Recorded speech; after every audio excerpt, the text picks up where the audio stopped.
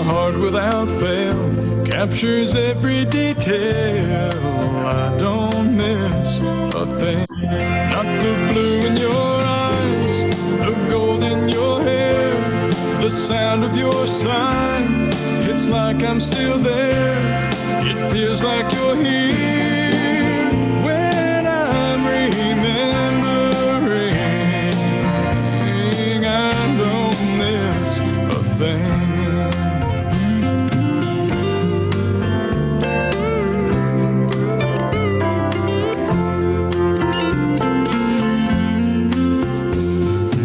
I no longer worry about the future. Today is all I'm trying to get through. And I know if you were here, what you would tell me. And you'd think it's time that I let go of you. I'm still not always sure I'm gonna make it. I don't know what tomorrow's gonna bring, but I know that you're gone, and I have to move on. And I don't miss a thing. Not the blue in your eyes, or the cold in your hair, the sound of your sigh. It's like I'm still there. It feels like you're here when I'm remembering. I don't miss a thing. It feels like you're here when I'm remembering. Oh, I don't miss a thing.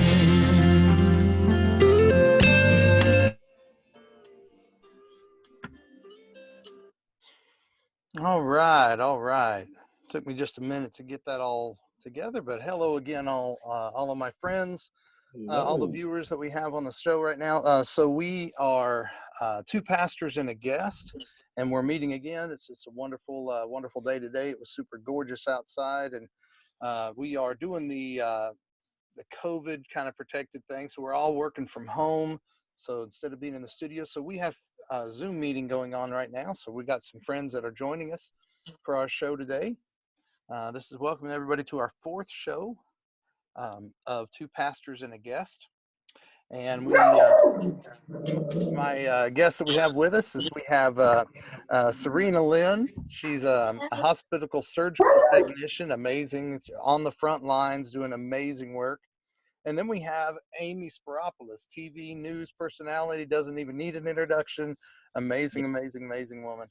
And so thank you, my friends, for coming on. Oh, and then, of course, Pastor Charles Matthews, the man himself up there, awesome musician, pastor, that kind of thing. And so if you guys heard the music before, Charles plays a lot of that music with me and it's played in our band together. So hello, everybody. Hello. Hi. We're so excited to have you. Thank you for joining us tonight. Thank you for having. So again, the premise of the show, two pastors and a guest, we're just going to have a discussion with each other, and we just trying to keep it honest, keep it real, have some real talk, see if we can't get a little bit closer to each other and understanding each other. So you know, anything you want to say, Charles? We've had 3 opportunities now to work together, and so Charles, this will be our 4th night together. Yes, I mean, again, like as you said already, you know, thank you all so much for taking time out your schedules, your busy schedules. Your kindness is so greatly appreciated, you know, that you thought enough to even share this moment with us to hopefully help other people to understand some things that maybe they don't understand, wondering about, you know, and hopefully they'll get something much out of this that would help them to kind of hopefully deal with this situation a little bit better with understanding.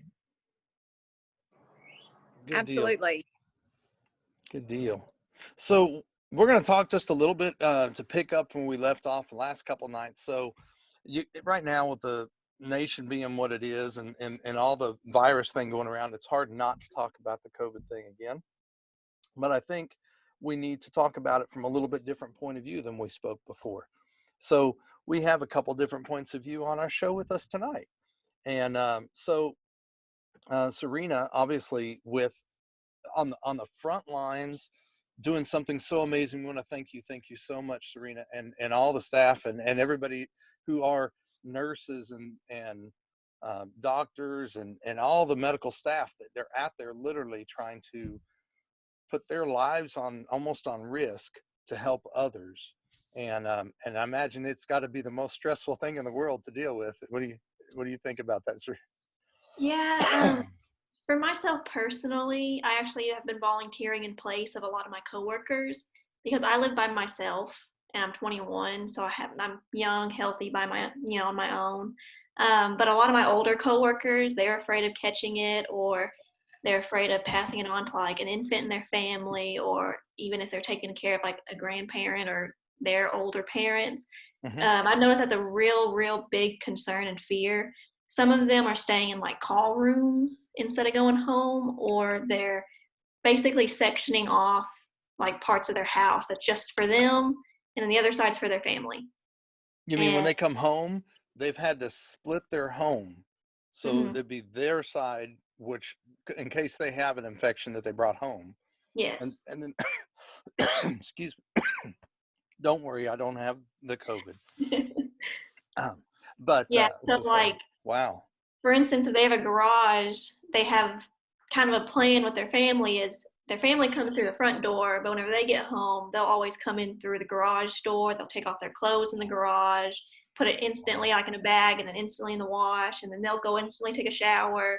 And they try to avoid like any rooms they don't need to be going into. So they'll avoid like their kids' rooms. Some of them have sectioned off like their kitchen. So their kitchen is only for the family. And so they get food that the family cooks, and the family will like give it off to their section of the house. Yeah. So they're taking like real extreme precautions to make sure they don't spread it to their family in case they do get it. Wow. So no, go ahead, Charles. I can imagine that can be a big inconvenience too for family, and especially to separate yourself from your family that you're used to seeing every day, being with every day, being able to hug and communicate with, because you care more about the safety of your family, which makes all the sense in the world than you do the fact of anything else. And it's something that it has come to this point. But on the other hand, later on we'll realize that guess what? But all these things already was in the process of has been mentioned. According to the word of God, these things have to come to pass. They have already been said. They've already been put there in place. So all I'm saying is that we as people have to understand, and as families, we have to just kind of, and when I say family, I mean us as a whole, believe it or not, we all family. And we really have to come together more so that we can be supportive of one another. This is something that was needed, whether you believe it or not. It would cause so many families now have come close together that wasn't as close, got to spend more time that they didn't get to spend. That's why I'm saying that it's kind of a little saddening to hear that there are families that can't spend that time right now. Yeah, because like, I don't know about y'all, but it would hurt me if like my family was in the room and I just couldn't hug them. I couldn't do anything with them, couldn't really hang out with them, even though we're in like the same area. I would think you don't get a chance for even to de-stress or detox from you go come home and you want that transition probably back to normal, and you can't even get that. Yeah. Wow, I never saw it from that point of view before. So I thought what you guys did was amazing already. So now you just took it to a whole nother level. So yes. And I mean, like, I'm not having to do that just because I am still on my own. And I would like to say that, my hospital has been taking very good care of everybody. They've made sure like we haven't really had to like lay people off, while they're kind of handing out like low census, and I can't say for sure like how many people have gotten furloughed. There have been a couple employees that are like immunocompromised that they stayed home since like the outbreak. But since we're not doing elective cases, and this is nationwide, not just in the Mid-South, it has like a trickle down effect. Because we're not doing cases, that means we're not having people like patients come in, we're not having pre or post-op care, less intake, and overall like less patients in the hospital. So even though it's just elective surgeries canceled, it's affecting multiple departments. So And I can what do they do? imagine. Reallocate you then to fill those spots, or? They try to do that.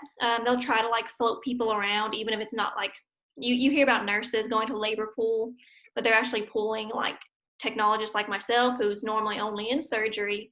We're going to like the ER, we're going to admin to help out like in those places. And unfortunately, whenever it gets to a point, they do have to start giving low census, which is, hey, we don't really need you to come in today. There's nothing to do.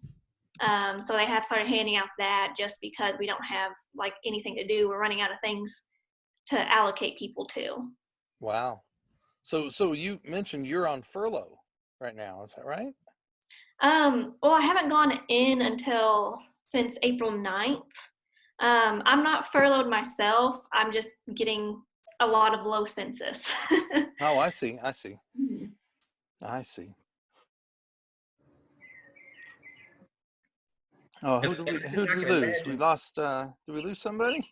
No, everybody here. Oh, good. I can imagine too, Serena, that we probably that I know that probably the reactions and the attitude. Well, I won't say attitude. Like it's you know, the emotions of people have changed Mhm. to the point to where, because I know they have see the people that have this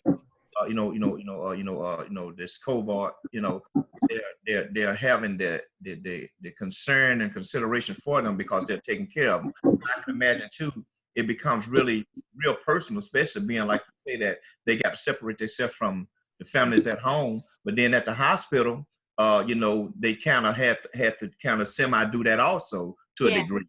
Yeah. Because it's not even just employees that are affected by it, but also, we're not having like visitors come in and out of the hospital anymore. Like for special occasions, like for like giving birth, normally you can have like as many people as you want there, or as many Yeah. people coming in and out to visit while the mother's recovering. But right now, we're not really allowing that. I don't know if it's changed, but as of last time, they can only have 2 people as supportive people. Depending on the hospital you go to, those rules even change. Some of them don't allow anyone at all, and some of them only allow a supportive person for up to an hour. Whenever patients go up to surgery, normally they're escorted, like, with a family member, and they wait in like the waiting room with them for them to roll back. Well, we don't even allow that right now either. So the patient comes up to our floor on their own, just the transport team with them. So it's also affecting the patients. Yeah. I can imagine, especially not having a family there with you when that's normally your support system and team, and even the ones that's in the hospital that may not even be dealing with COVID. I can imagine because they can't have anyone to come even to visit and to see them, right? They can have them come visit when they're recovering and when Okay. they're like about to discharge and leave. Okay. Yeah. So how do they get to your stage? So let's say I feel like I have symptoms coming on.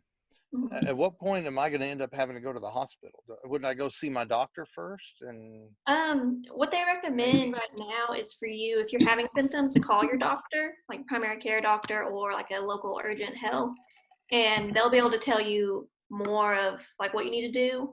They'll tell you either stay home, they'll tell you to come in, or go to like a drive-through testing. There are quite a few drive-through testing spots in the Mid-South right now. And the only reason really that you need to go to the ER is if you're experiencing the severe symptoms, such as you're having a hard time breathing, you're feeling like very weak. Normally, like it's easy for you to walk to your mailbox. Well, if all of a sudden, like it feels like you ran a marathon trying to walk to your mailbox, you probably need to go to the ER. And I always recommend calling ahead. Like if you're going to the ER with coronavirus or COVID symptoms, that way they're prepared for you whenever you get there. they come out with the full hazmat suits on and all right. Yeah. And right back. Brian, and while we kind of on this subject, I mean, I like to say, if you would like to, Amy, is there anything you'd like to add to that or say anything about pertaining to this? Well, I just think that this is, unprecedented times for everyone. And I think that, I think that everyone is under stress. It just is, what level of stress are you dealing with right now? You know, this is unlike anything that I have seen in my lifetime. I know some people in their lifetime have seen situations like this, but this is something that will make history for sure. And, you know, it's very difficult, I think, for kids to understand. As a mom of 3, you know, I find myself explaining to my children every day the seriousness of this. And, you know, really, because they don't understand. They don't understand what's going on. They don't understand why, you know, just mommy or just daddy goes to the store. And I think I do want to say, you know, this is a serious situation. There's no negating that. There is no media making it more serious than it is. People are dying of this virus, and people are dying, and we have seen a somewhat of a leveling off because people are abiding by the law, the rules that have been put in place by the president, by mayors, by governors. You know, it's a good lesson to have with your kids. You know, this is why everyone follows directions. I mean, I don't want to simplify it, but, you know, the reason that we're seeing less deaths is because more people are choosing to social distance and stay in their homes. It's working, but we cannot go back to way of life as normal. And I don't know when that's going to happen. Yeah. Well, we talked a little bit about that last night, and Amy, I thank you so much. You're totally right. But we talked a little bit about that, this new thing that's going to be rolled out that Tennessee is going to be doing on the 30th, right? We're going to start to, everything's kind of, I think what happened is they got so much pushback and so much that they're going to try something else to appease everybody. That's what it seems like to me. And so they're going to unlock the gates a little bit and let us all start to flood back slowly, but still flood back to normalcy, I guess you'd say. I don't know really what to think about that myself. I'm really thinking that it would be it seems like a scary adventure to bring everybody all of a sudden back again. Mm-hmm. I don't know what you think, Serena, but I think the numbers are going to climb through the roof. But for me, I believe that they need to start opening up some businesses, which, I mean, people argue like fairness, but I do think that there's some businesses that can be reopened. However, I don't think they need to just like open up the gates and let everybody run back through, because obviously if they do that, then our numbers are going to spike again. So that's kind of like I finally went out today for the first time in forever.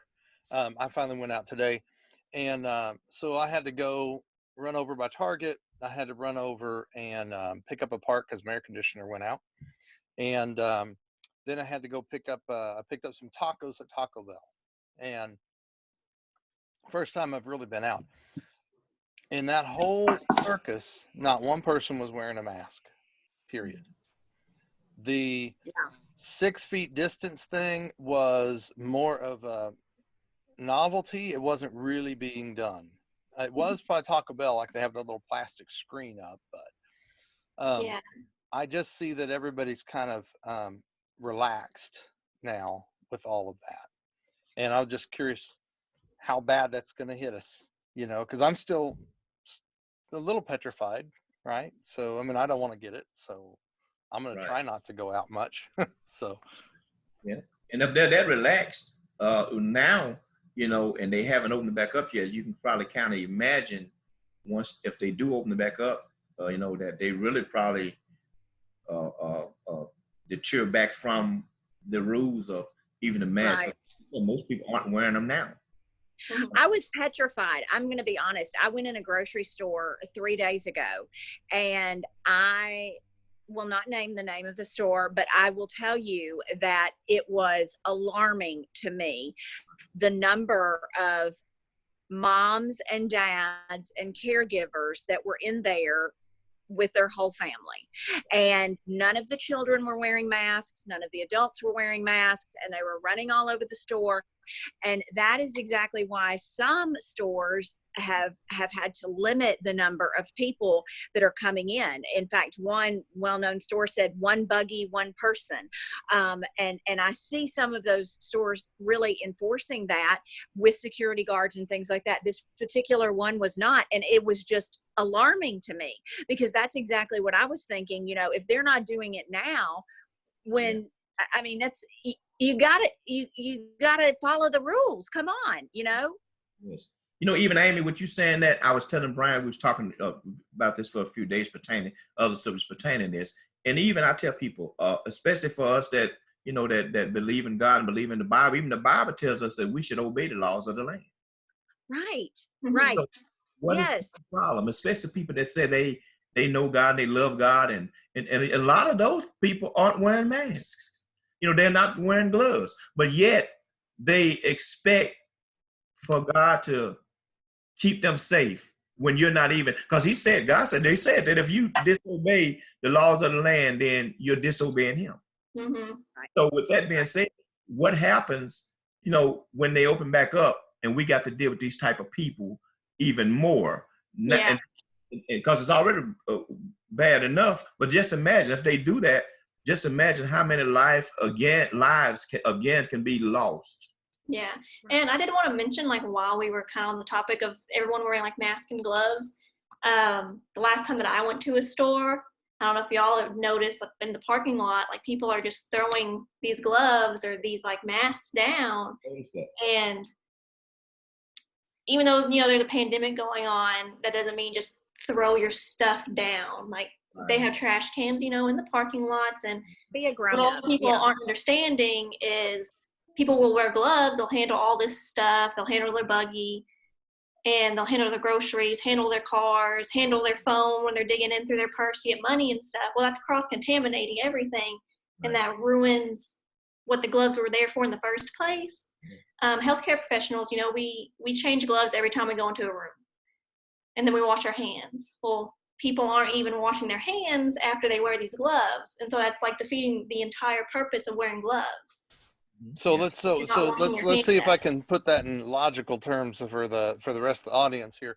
So if you put on gloves, let's say a person like me, not a technician like yourself. So I put on gloves and I go out to pump my gas. So I've got my keys in my hand and I'm going to get my wallet out and do the credit card thing. And then I'm going to pump the gas with the handle and I'm going to put it back and put a credit card back in the thing, grab my keys, open the same door, come in, grab the steering wheel, put my keys in, start the car and take the gloves off.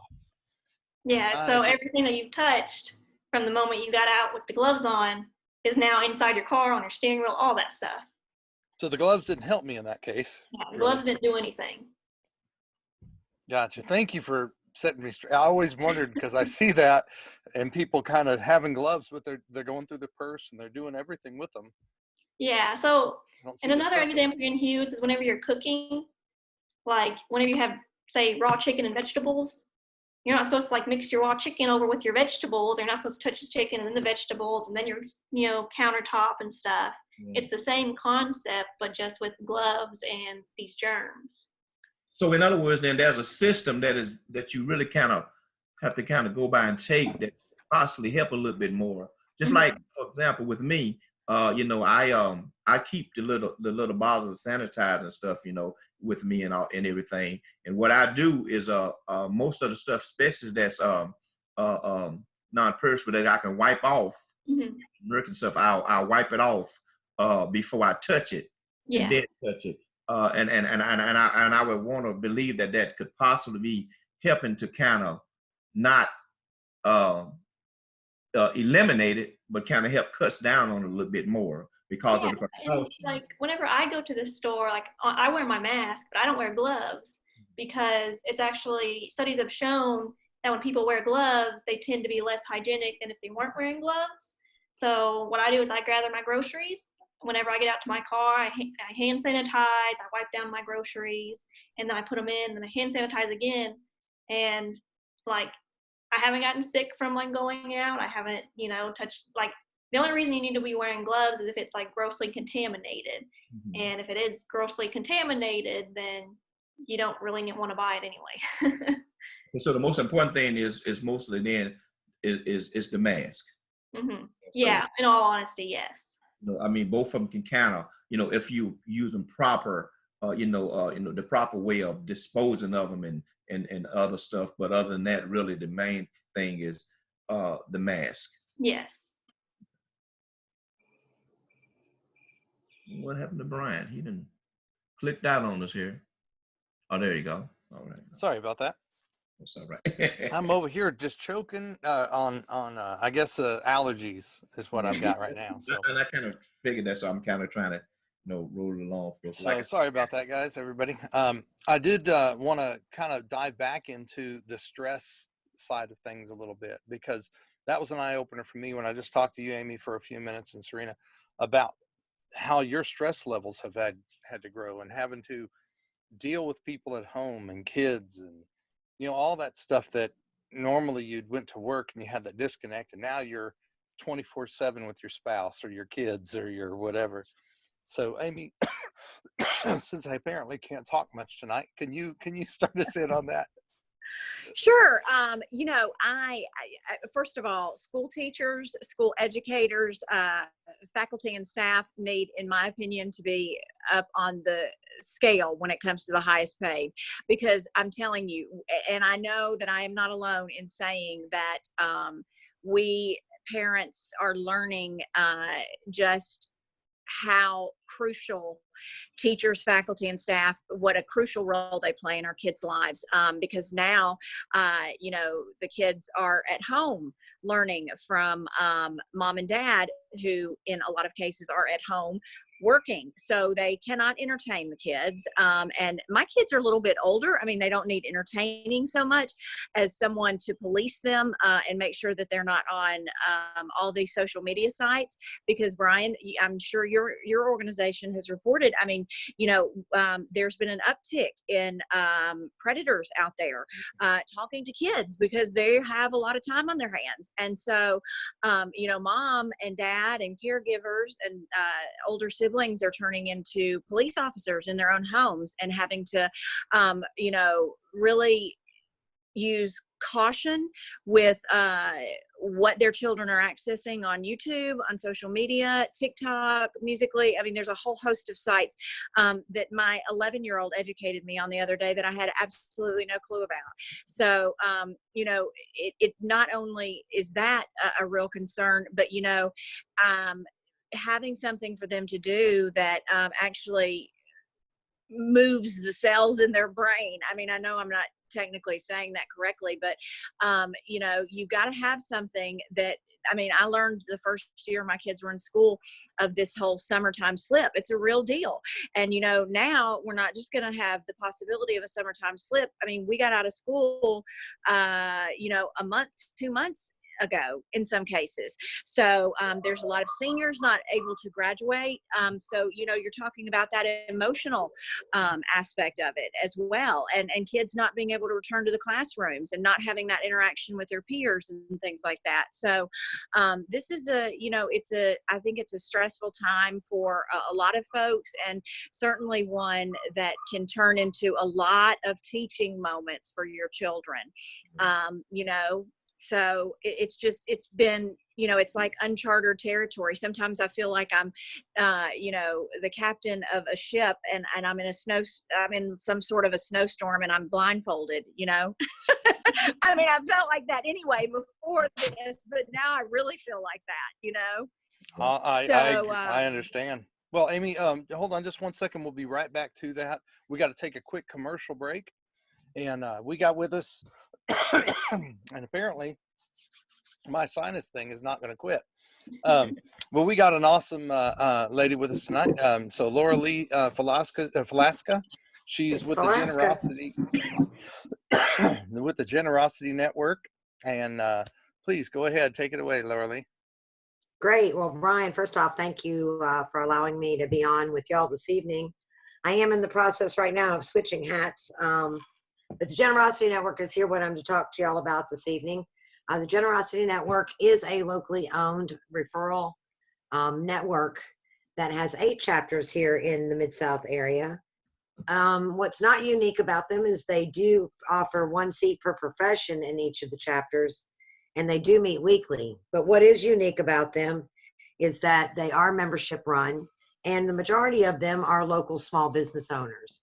It's also given us the opportunity to connect with our corporate business partners here in the Mid-South area and give us an avenue to run our business as well as take advantage of referral network marketing. The chapters have done a great job crossing over to Zoom during the pandemic right now.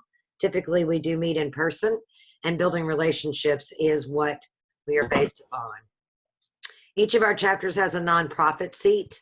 The nonprofit seats here in the area are local nonprofits. Again, we're giving our small business owners and local members an opportunity to connect and support local nonprofits agencies. And we're growing during the pandemic. People really are wanting to reach out and stay connected. A visit is complimentary. You can join us at any time. We do post on Facebook and on LinkedIn our meetings on a weekly basis. And if you would like some more information, we're easy to get a hold of. All right, great. Thank you, Laura Lee, and I'll testify to some of the great things that she's able to do there, because I'm part of the Generosity Network myself, and we're a nonprofit, so we got to be blessed to do that in the Generosity Network under Saving Lost Kids, which is our nonprofit seat. And so it's been a huge blessing to us, Laura Lee. How many chapters do we have now? We currently have 8 chapters. 8 chapters. So if you're wanting to connect with businesses in your local area, then you can connect to a chapter in that area. And it's just amazing how they can interact with each other. When we first started that, and then you guys, audience, you're going to see a bunch of the GNI Network guys on these commercials, because they are small businesses right now. Small businesses have gotten hit really hard with this whole coronavirus thing and the shutdowns and all that kind of stuff. And we need to build them up and promote them and support them. So we're going to continue to advertise those small businesses in an effort to try to raise that. And Laura Lee, I want to thank you for starting the Generosity Network, for supporting it and supporting us. And if somebody listening to us wanted to connect with you, can you tell me one more time again? Yes. The easiest way, of course, is to find us on Facebook or social media. We are the Generosity Network of the Mid-South. You could also email me at lauralee@memphiscatering.net. Or as you meet the different members throughout the week working with you, Brian, any one of them will be happy to connect you. That's awesome. And we're still meeting. We're just meeting over Zoom, which is actually a good thing anyway, right? I get to see everybody every week, which is not normal for me. But we do help. allow our members to visit any other chapter when their schedules do allow. So I think that creates the connectivity that some of the referral marketing networks out there have missed. We've not just in referrals, but how much it's taught me as well. But learning how to do a 60-second and that kind of thing, it's just been a huge asset. So Laura Lee, I want to thank you, and thanks Generosity Network. Well, thank you for having us in everything that you do, both here and now, and also with Saving Lost Kids, Brian. You know you got our heart. All right, bless y'all. Thank you so much. Bless You have too. a good Thank one, Laura you Lee. so much. Y'all have a good evening. Thank you. Bye-bye. All right, so Amy, I'm sorry I had to stop you there for a moment. It's fine. And you want to pick up where you left off, and we're going to hop a topic real quick. Well, I just, I just think I think it's important for us to communicate with our kids. I really think it's important now more than ever before. Much like we are in angst because this is something we've never really gone through before in our lifetimes, our kids are in angst and they have a lot of questions. And, I just think now more than ever before, having a family meeting to talk about what's going on and those fears and the hesitations and things, I think is really vital. I totally agree. So actually, I think if you look at the positives and things, I know it's hard to look at positives when we're talking about a virus and pandemics and all that, but there has been some things to look at. Like one is we all get to kind of reconnect in ways that we haven't done in a long time. I don't know about you, but I'm busy. I'm really busy. and I don't always have time to sit here and talk on the phone or talk to my spouse like I should. Go hang out, watch a movie together, all those kind of things. And all that kind of changed because I started getting calls from people that I hadn't even knew about. I mean, I haven't talked to them forever, calling up just to see if I was okay. I'm like, wow, now that's really neat. It's kind of forces us to have those communication things, and even with your kids. I think sometimes it's easy to probably say that, well, school's got them between this time and this time, and then we have this little block of family time, and then that's it. Throughout the day, work and all that. And this is like probably stressful, but it is in a way a good thing too, because now we're all forced into having to relate to each other. Absolutely. Absolutely. I mean, my kids, one of their first assignments, home assignments that I had them do was write letters to, their grandmother and grandfather and their relatives. And even now, I've challenged each of them to write a note to one of their friends in school. And, that is really, I hate to say this, Brian, and Pastor, it's almost a lost art. I mean, I was brought up to send thank you cards to everyone. And now, they communicate via text message.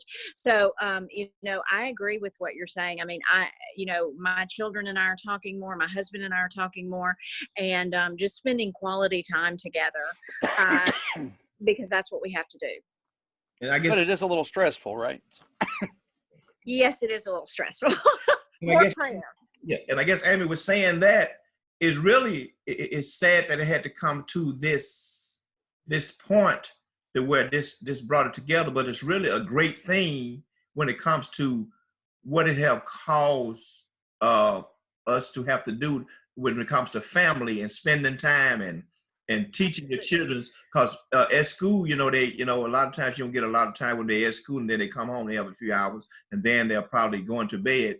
But now, we got the opportunity now to where you get a chance to spend a little bit more time with them, give them a little bit more knowledge, wisdom, understanding of some things, teach them some things that you didn't have a lot of time to really teach them, as much before. But now you get a chance to pour them things into them that, and that's a great thing. And that's awesome that, and even what you mentioned about the fact of, having to be, the teacher now at home, which I always say, we're always our children teacher no matter what. They go to school for a certain amount of hours, but when they come home, for the rest of their lives, even no matter how old they get, we will always be their teachers. We're their first teachers, and we'll be their last teachers. And that's important because, charity beginneth at home and spreadeth abroad. So what we teach our kids and instill in them, the Bible says like this, we should train them in the way that they should go. And when they get older, they won't depart. And in spite of making mistakes, it's going to happen. But at least you have instilled in them the things they need: the kindness, the love, the consideration, the thoughtfulness, and all those things, So it's great. And you mentioned about the teaching at home. Tomorrow, we want everybody to know. But what you mentioned, that we're going to have teachers on here tomorrow, and Brian, there's going to be actually kind of giving us some understanding on some things, pertaining what they're kind of, seeing and dealing with the school and the children's. Because like I said, because some of the parents that, the teachers that are at school, they also not just teachers at school, they have to be even school parent to a lot of those children. So tomorrow, listen, the ones that's listening on here with us, the ones that's going to come on and listen and hear this tomorrow, would y'all please tune in at 7 o'clock, tomorrow, what's that, April 22nd?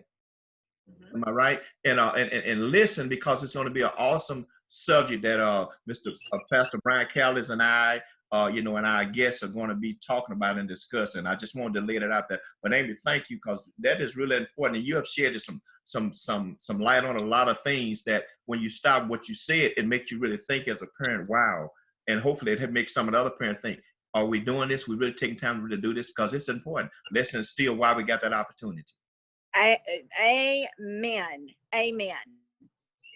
And I'm also a full-time undergraduate student, and quite a few, this has changed like the lives of quite a few college students. because college students, they also didn't get very much of a notice that they were going home.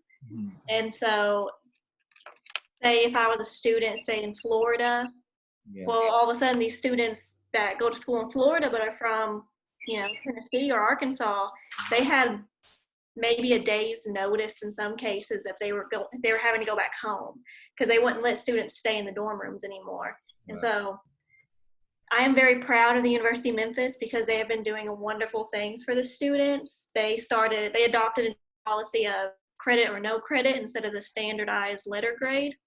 So basically A through D now, it was C, but they upgraded it to A through D is now a credit grade. It doesn't affect GPA, so no matter what grade you make, you'll get credit and it won't affect your grade at all. The only one that doesn't get credit is failing. And how they have it set up, it's very hard to fail right now. But I feel like that was a wonderful thing for them to do for all of their students. So now's the time to take things like AMP, right? Yes.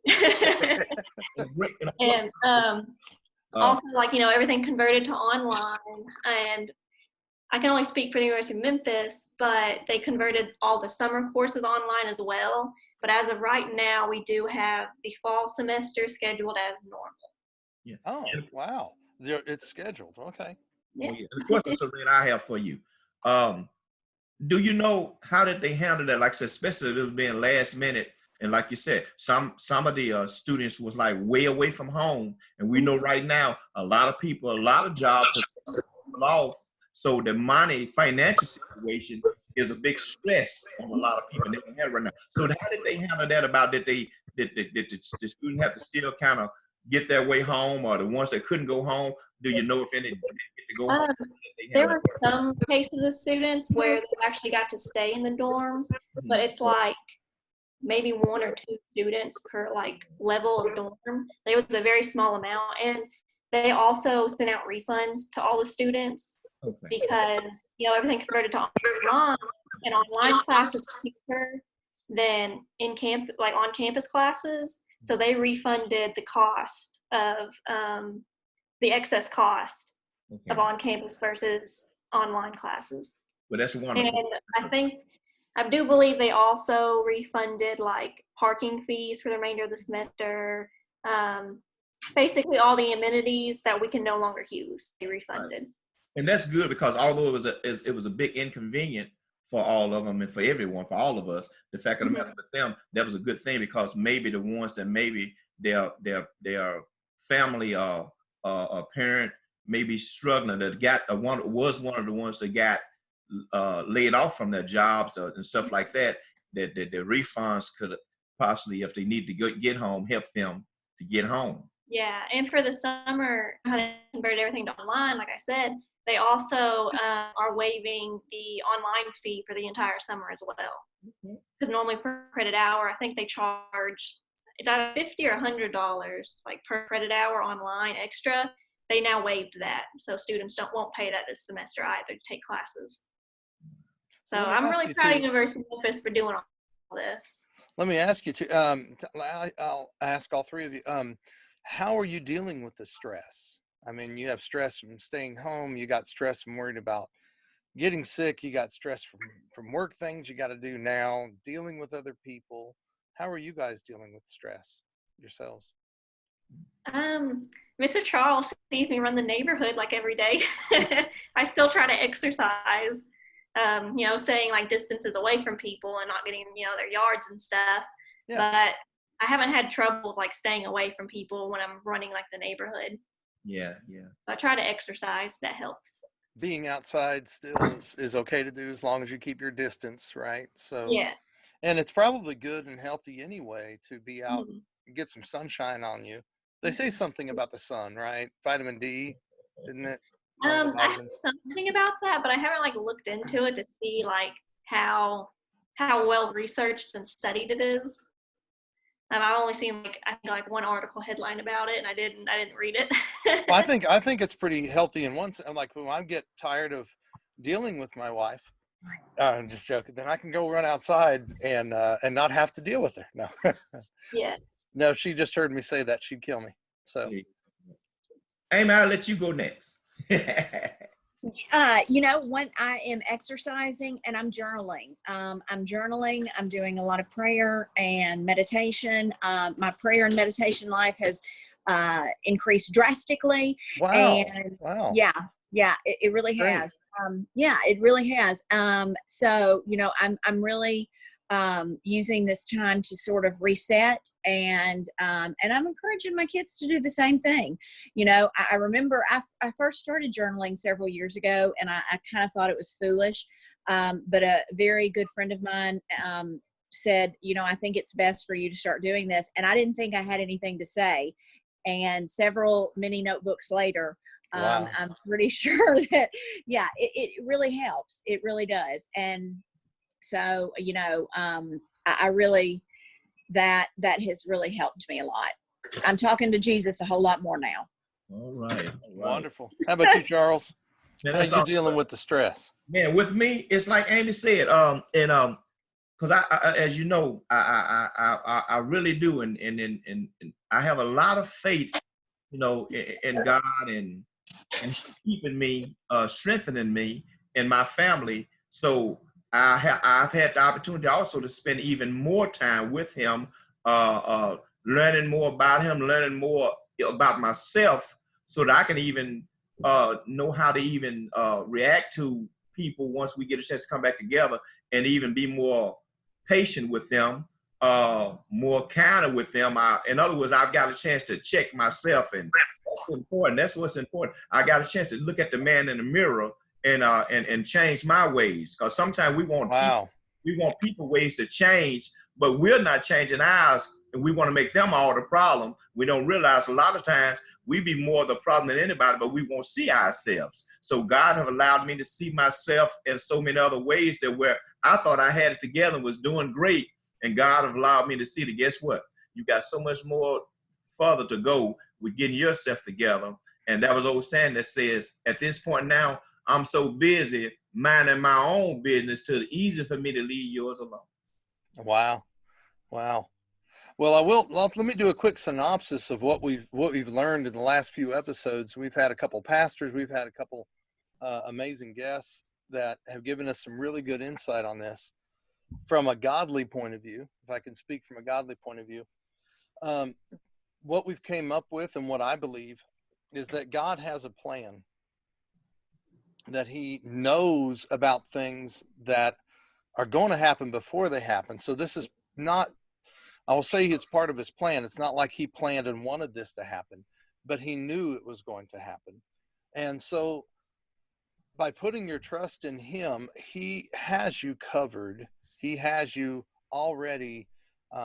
This isn't outside of him. This doesn't shock him. This doesn't, he's prepared for this. He knew this was going to happen, and he's got some special love and consideration and passion and compassion and things for you. And I think we just need to get in touch with that. I think God can use this whole issue of having to stay home, but also the fear of everything that we're having to go through, the stress we're having to go through, shutting down half the country where so many businesses are flipping and not being able to make ends meet, and employees losing their jobs, and people can't pay their mortgages. And in the midst of all that chaos, sometimes that's the time people need to, like Charles tries to reevaluate your life, rethink about things. Try to think about God again. Try to maybe reach out to a neighbor or a friend or a church or a group that might be able to help you. And so that we can connect again. I think by God's two biggest commandments, if you read in the New Testament, he'll say, Jesus was actually asked, what are the two greatest commandments? And number one, it was to love God with all your heart. And number two is to love your neighbor like yourself. And we have to have that. When we forget about our neighbors, then there's a big part of our lives that's going to be empty, because it's part of the equation of how God built us and how he made us. And I think sometimes we got into that track of neighbors weren't, I don't know about you. I know my immediate neighbors. I don't know if I know any others. So it's sometimes we forget how important those communication points are and having those relationships. And that's why it's great to have these relationships and these conversations with my two new friends. Or Amy, we've we've known each other for a little while. So, and I'm Thank you. blessed and honored. And Serena, it's good to see you and to meet you. And, Yeah, I've known Mr. Charles for over a year now. We got some Bible verses I just wanted to kick out because Charles brought them up. So I wanted us to read them. So Matthew 24:6-8, Charles, do you want to hit that one? Do you have that one available in front of you? I see you're busy on something, so I figured that's what it was. I'm gonna unmute you, okay? I had another one up, but Okay, let's hear it. So while he's getting that, I'm going to tell you about two real quick. So Matthew 24:6, Jesus was trying to tell us about the future and how things will work. And he said, you'll hear of wars and rumors of wars, but see to it that you are not alarmed. See, such things must happen as this, but the end is still not to come. Nation will rise against nation, kingdom against kingdom. There will be famines, earthquakes in various places. All these things are the beginnings of birth pains. So what he's saying on that is, do not be alarmed. Don't be completely freaked out as if you don't have a place in Jesus. And so if you don't, I'm going to offer that to you. Feel free to reach out to us, message Pastor Charles, message myself. And our Facebook page, Two Pastors and a Guest. We'd love to talk to you about that to help you to get connected if you don't already have that relationship. But there's a cool piece that we get from that relationship, and that is what Jesus said in John 14 was, peace I leave with you. May my peace I give to you. I do not give it as the world gives, so don't let your hearts be troubled and do not be afraid. There's so much positive. There's so much encouragement. There's so many good things that Jesus can help you with if you are completely freaked out in this time, or if you're just really struggling and having a difficult time right now. What do you say, Charles? You got something for us? I'm gonna read from Isaiah's 40, and I'm gonna begin at the I'll begin at the 28th verse, and it says, hast thou not known, hast thou not heard, that the everlasting God, the God of the everlasting God, the Lord, the creator of the ends of the earth, fainteth not, nor is worried. There is no searching of his understanding. He giveth power to the faint, and to them that have no might he increases strength. Even the youth shall faint and be worried, and the young man shall utterly fall. 31st verse says, the important verse, I want us to all understand and know and receive this in our heart and spirit. But they that wait upon the Lord shall renew their strength. They shall mount up with wings as eagles. They shall run and not be wearied, and they shall walk and not faint. In other words, God just wants us to know that it's not our timing, it's his timing. And if we be patient and realize what he's doing and showing us and wanting us to do, which is come together back as the church. We are the church. So we got to come together as a whole and have that love, that understanding. And as a matter of fact, what has happened is I believe that we have lost fellowship with one another, and we're lost fellowship with God because we're lost with one another. And because God wants us to come back together so we can be in unity and in strength, all we need to do is wait on him, and he'll renew our strength. And he said that we will mount up with wings as an eagle, and we will run and not worry, and walk and not faint. All he's telling us right now, let's not worry. Instead of running, let's just walk so that we won't have to worry about fainting. Wow, that was great. Great. Serena, what can we do to help and support those frontliners like yourself and those in the hospitals and the nurses and the doctors and the staff that is all taking care of us? What can we do to pay back? Well, in all honesty, it would be just, stay home, take care of yourselves. If you don't need the supplies, like a lot of people don't really necessarily need the gloves. because they're not using them right. Don't buy them. That way we have them in the hospital, because not only are we dealing with COVID patients, but there are other diseases out there that we need precautions for. There are other diseases that we have to put them in isolation rooms that we need this equipment for. So it's not just, we're not just dealing with coronavirus in the hospital. It would just be like, take care of yourself, be hygienic. That would be like the biggest takeaway in all of this. Gotcha. That would help us out more than like anything else, honestly. Good deal. And then, of course, those that are into prayer, please pray for all the frontliners and for Serena herself for everything that she's doing. So thank you for that. And Amy, I know that you've had a lot of stress now, having to do things from home and all that kind of stuff. I know media's been completely impacted by this, right? So we've got a couple minutes left. Can you just speak on that for a second? Yeah, absolutely. I would just encourage you to just really stay. I mean, just exactly what we were talking about. Stay home. Stay home. Keep those those people working on the front lines, the journalists, the TV news reporters, the newspaper reporters, the nurses, the doctors, the folks that go in and clean the hospitals, keep the firefighters, police officers. I mean, there's a whole big segment of the population that, their job cannot stop, firefighters, police officers, federal agents who are keeping our borders safe and things like that. Keep them in your thoughts and prayers. And now, I really want to encourage folks to support their local businesses. There are a lot of restaurants in town. There are a lot of, you think of all the money that you're saving because you're not going out and carelessly buying and carelessly spending. Think of that money and think of the folks who own restaurants, this could really make a life or death difference for them. And when you order food, order from them and, let them know that you're thinking about them. And so I would just, that's what I would encourage folks to do. There was one thing kind of reminded me. A lot of people are getting into working out at home right now, but don't necessarily know how. Yeah.